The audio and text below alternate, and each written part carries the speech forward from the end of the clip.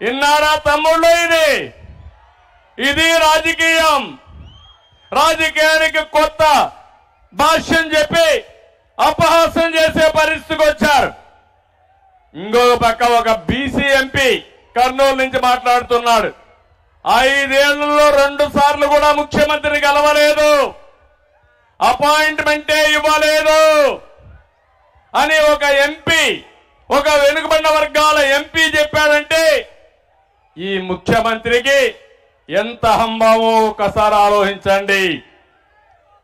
అలాంటి అహంభావం ఉండే ముఖ్యమంత్రి ఈ రాష్ట్రానికి ముఖ్యమంత్రిగా ఉండడానికి అర్హత లేదని చెప్పి నేను మీకు తెలియజేస్తున్నా.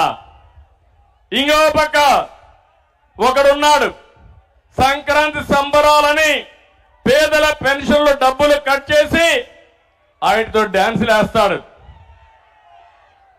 ఒకతను సంక్రాంతి సంబరాలని క్యాసినోలు తీసుకొస్తాడు, పేకాట శిబిరాలు పెడతాడు. ఇంకొక ఆయన అప్పుల కోసమే ఆర్థిక మంత్రి. ఎక్కడ చూసినా అప్పులు. 13 లక్షల కోట్ల రూపాయలు అప్పు చేశారు. నేను అడుగుతున్నా, ఈ అప్పులు ఎవడు కడతాడని నేను అడుగుతున్నా. ముఖ్యమంత్రి కడతాడా? సాక్షి పేపర్ కడుతుందా? లేకపోతే జగతి పబ్లికేషన్స్ కడుతుందా? కడాన ఈ అప్పులు కట్టే బాధ్యత ఇక్కడుండే ప్రజానీకం ఉంది. అవునా కాదా అని మిమ్మల్ని అడుగుతున్నా. అప్పులు చేస్తున్నారు. అప్పులు చేసి వీళ్ళు వెళ్ళిపోతే మనమే కట్టాలి ఈ డబ్బులంతా. నేను ఒకటే అంటున్నా, మీరు ఒకసారి ఆలోచించండి.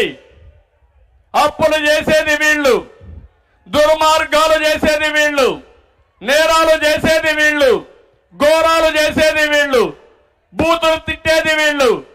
మళ్ళా మన మీద నెపాలేసి కాలక్షేపం చేస్తూ ముందుకు పోతున్నారు. అందుకే ప్రజలు ఆలోచించుకోవాల్సిన అవసరం ఉంది.